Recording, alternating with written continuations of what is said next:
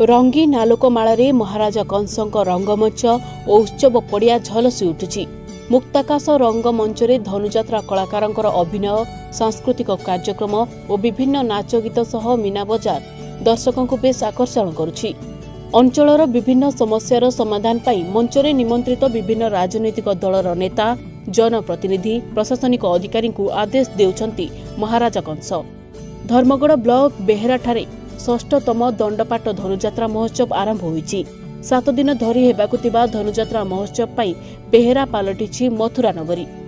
प्रथम दिन रे मुख्य अतिथि भावे धर्मगढ़ विधायक मौसदी बाग, जिला परिषद सभ्य शंकर प्रसाद जुएड जोग देइतिबा बेले द्वितीय राति रे धर्मगढ़ पूर्वतन विधायक पुष्पेन्द्र सिंहदेव जोग देइतिले।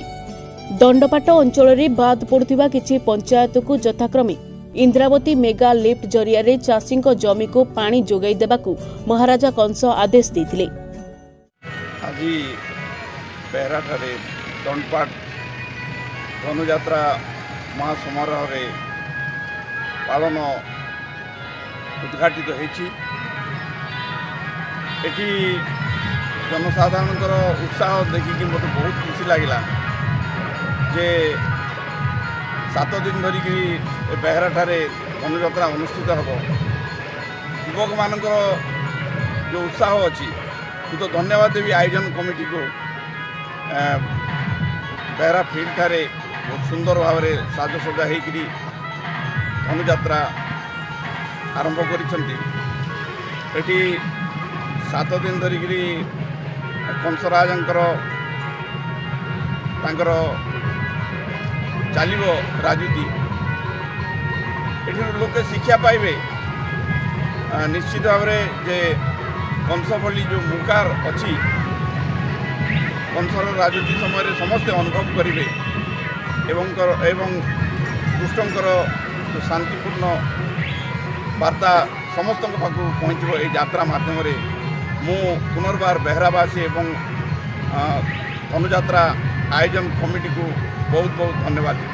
सर मोर ना हूँ बालकृष्ण बिशी, गाँव हूँ बेहरा। ये धनुजात्रा आमर आज जेन हूँ यहाँ आमर 6 नंबर वर्ष। कोरोना लगी आमर 2 वर्ष बंद थिला।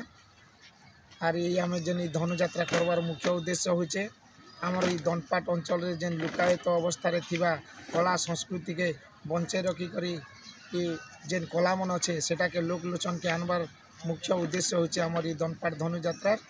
आउर आमर जेन युवा पीढ़ी मन अच्छन से मनर द्वारा ये दंडपाट अंचल रे जेते समस्या अच्छे सेटा के आमे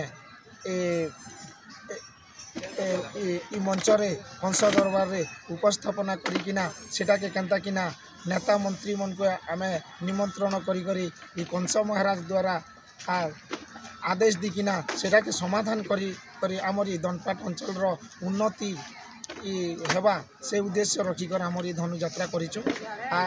आरे ये धनुजात्रा करवा द्वारा आमर अनेक समस्या मध्य पूरा सफल हिचे। सर मोर ना क्षीरसिंधु बाणुआ दंडपाट धनुजात्रा महोत्सव मुख्य मंच संयोजक आरु ये 6 नंबर वर्ष।